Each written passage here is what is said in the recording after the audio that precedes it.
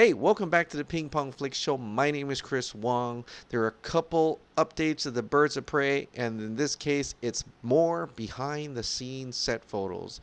This is Helena Bertinelli, played by Mary Elizabeth Winstead, and she is on the set in her outfit for most of the part. I mean, she doesn't have the headgear or anything like the Huntress has, you can't really tell. The colors are there, the purple and the black and such, and maybe the little chain is interesting. But she's walking out, and she looks fantastic because Mary Elizabeth Winstead. So we'll see if there's any more versions, if she's even going to have a costume that's more like the comics or not. We'll see. We also see Margot Robbie as Harley Quinn on the Birds of Prey set, as well as Cassandra Cain. It looks like they're buying dog food. What people are saying, the hyenas are actually going to be in this movie. They're going to be feeding them, possibly. And which is pretty interesting. That's how they're actually tying in some of the comics. I like how it says Harley effing Quinn on her shirt. Interesting design there, and very interesting how she's out in the open. Like, she's not hiding at all. She's supposedly this criminal, but she seems out of this open, very confident in herself. She just goes to the store and buys food with the girl, and she leaves. So, interesting story and how that happened. And that's because we've been told that she has broken away from Joker. So there's another scene where she has a box of stuff, even her bat, and she seems to be, maybe this is the point where she leaves the Joker's pad. She leaves him. This is the emancipation, if you will, and she's going to be on her own. As you can see, she's kind of like scared or sad in this case, and then she looks more happier as she's going about eating a lot of food and stuff like that. So this could be it. This is starting to look, and just by the fact of the photos, that it's more of a Harley Quinn centric film rather than the other people. Of course, there were two people. The Huntress's mom and a younger version of Helena Bertinelli was cast, so you could possibly see a story there with the Huntress side story, and maybe seeing her grow up from and how she how she became Huntress and things like that. So that's interesting as well. It's going to be a pretty spectacular movie, I think, with all these characters. Probably going to be like over 2 hours, which is fine. I think that's great. Length has nothing to do with the way you tell stories. If you can tell stories however you want to tell a story, if it requires 2 hours, if it requires 2.5 hours or 3 hours, so be it. Whatever. My ass is going to be in the seat anyway to watch it. So, exciting stuff coming out of Birds of Prey. Now, I want to go back to a little, and this is kind of a follow-up to that whole Armie Hammer Batman story. And it's really actually following up because Revenge of the Fan Mario Robles actually followed up with it. He did it both on the audio and video version of this week's show, and I encourage you to check it out. So not because he's trying to say, hey, I may be wrong or anything like that, but he's just trying to explain how, and I like Mario. He's real. He's down to earth. He shows a lot of his personal story as well, and it gets you a little bit of inside story, the truths about the industry that I've been talking about, and so many people try to dismiss or things like that. So basically, he goes into how to detail about how he came on upon the Armie Hammer story, and I'll just do this, just to do a summary of what he said. But basically, he had a source, and his source is really good. The source actually is the same source that gave him the source about Brandon Routh, and he broke the story on Latino Review that Brandon Routh was going to be Superman in Superman Returns. So Mario had used that source to break that story back then. So now he's got his own channel, little blog, and he came out and he got a story. He went with it and he verified it with like two other people, and he just ran with it. Now he's not saying that Armie Hammer is Batman. He's saying Armie Hammer is one of the final talks. Basically, it's Armie's decision. If he wants to sign that, then he's good to go. But it's still up in the air. He could say no. He could say no. So, that being said, he came upon it. He threw it out there, and he was really confident in it. And I kind of like that. I like that he was confident in it. And, the story got shot down. That's the thing about that I've been thinking about all this time. That's why I wasn't too quick to say, oh, that was this debunked and everything. I wasn't quick. I said, let's just wait. It's possible. I mean, it's possible that this is whole debunked. This is all rumor stuff, and it's possible the studio threw out these things just to take us out of their way. Just trying to avert us from the actual truths and things like that.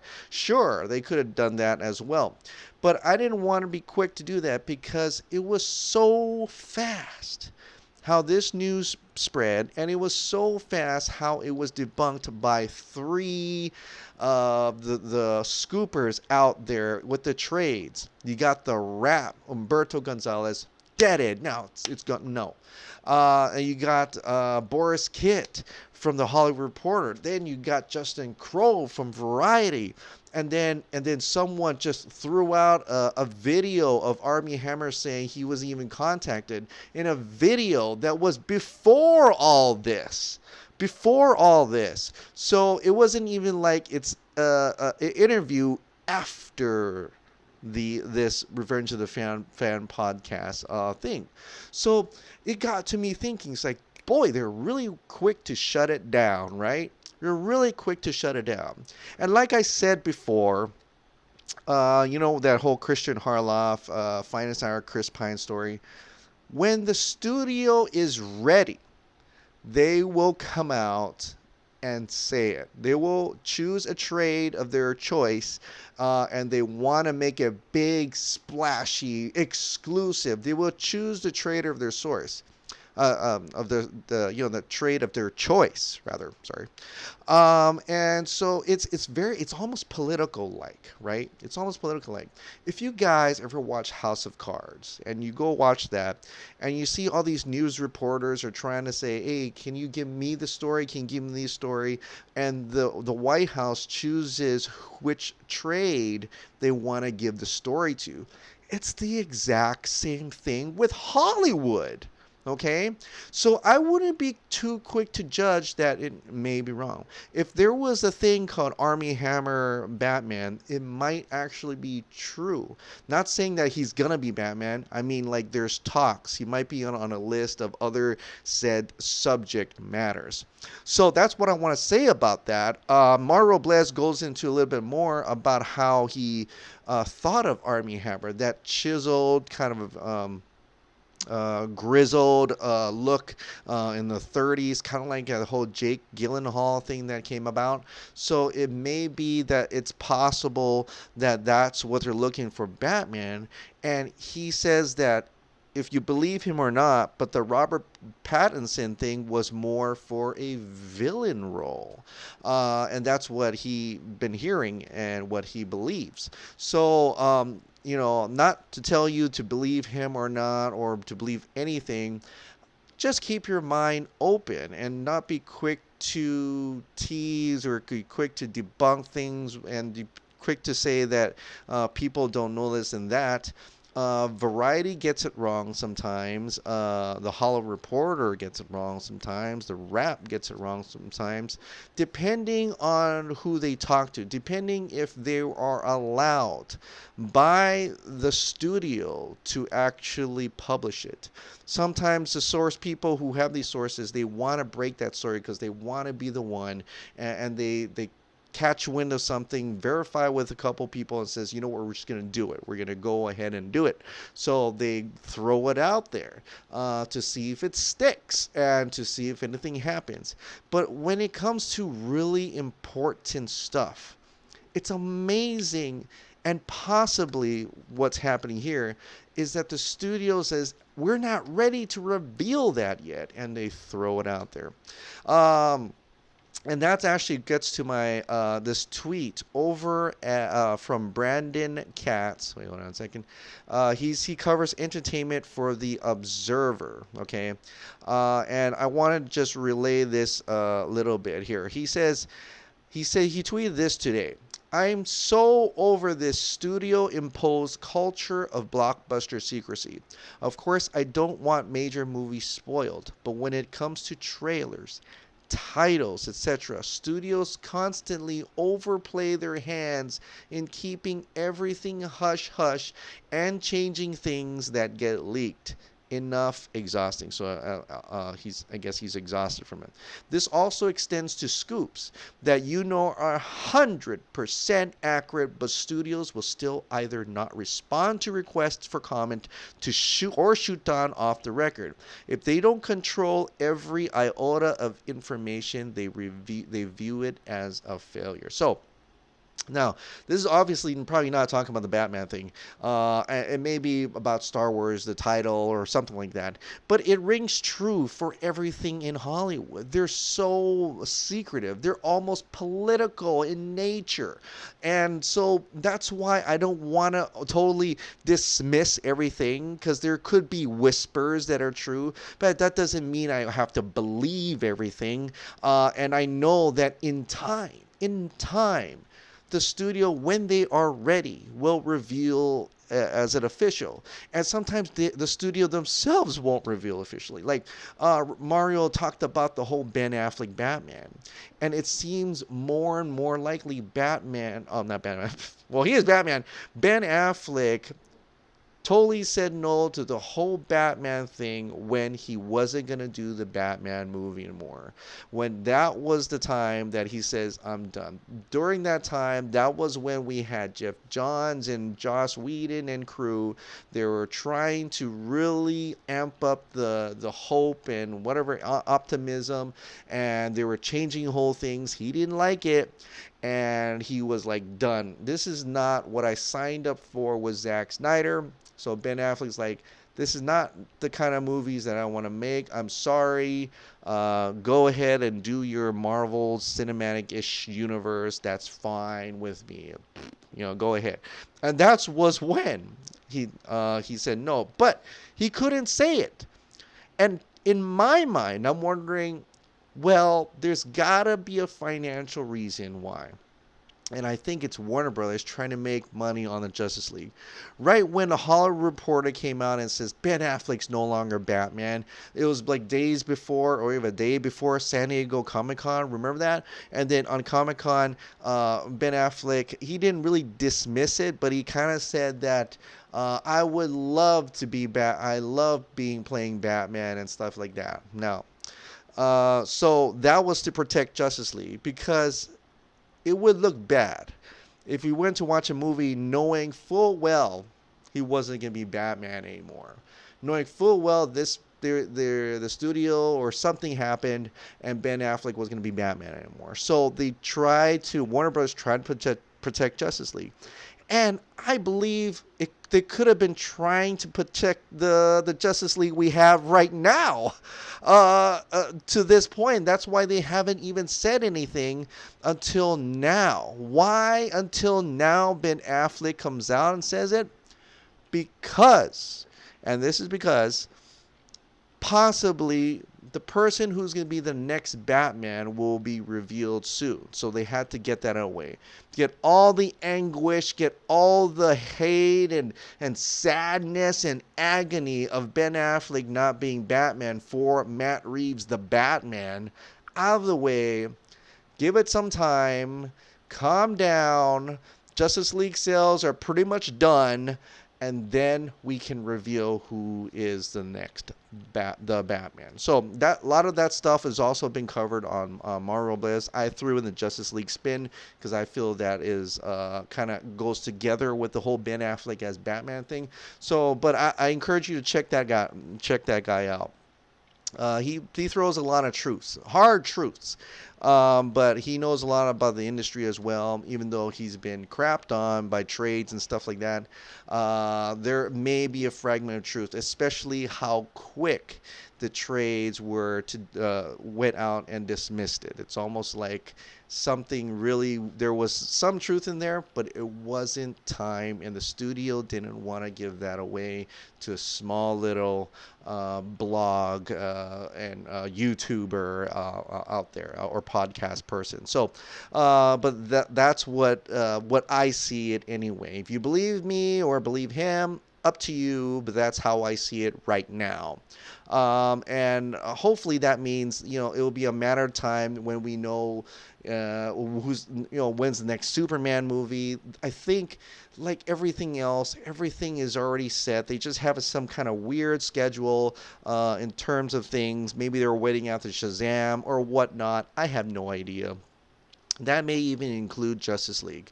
And Justice League, maybe it's just a matter of time before they release the Snyder Cut, right? Maybe it's not a matter of if it exists, or a matter of if it comes out, if it gets released, or even when it gets released. Maybe there is some type of timeline.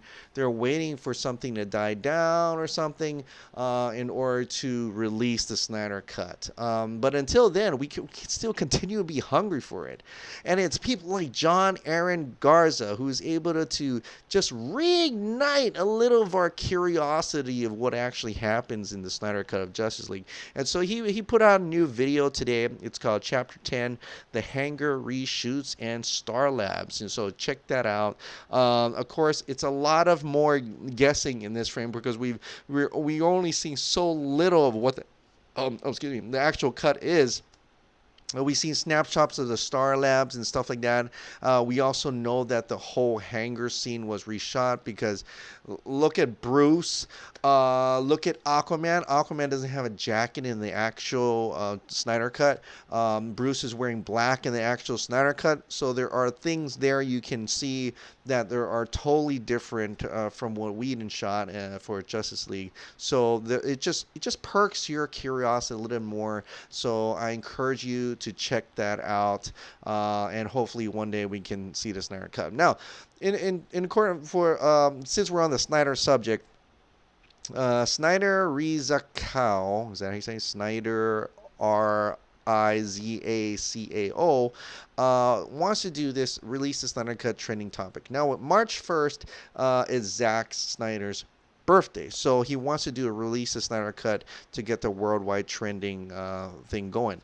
And I've been bouncing back off Ramesh. This was Ramesh's idea, and thank you for that. There is a video that Charlie is doing, and I don't know if I have time to actually submit it. Hopefully I do. But there's a video that he is doing where he's compiling all these videos of people wishing Zack Snyder a happy birthday and wishes like that. So he's compiling that. Ramesh wants to go a little further and wanted to tweet out like messages to Zack Snyder and put it all in a video so that it can be played on that day.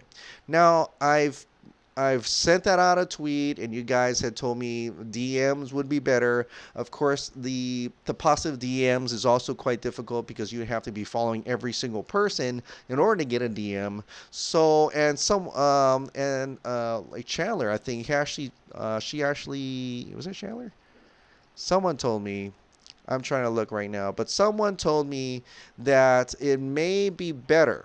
It may be better to actually wait until the birthday. And I've also had a friend who told me that as well, to wait on March 1st and then use a huge, just tweet out happy birthday. Changeline, thank you. Changeline1 says go for Zach's actual birthday. And I kind of thought of that as well. So Ramesh, I sent you a Vera post, so hopefully you get it.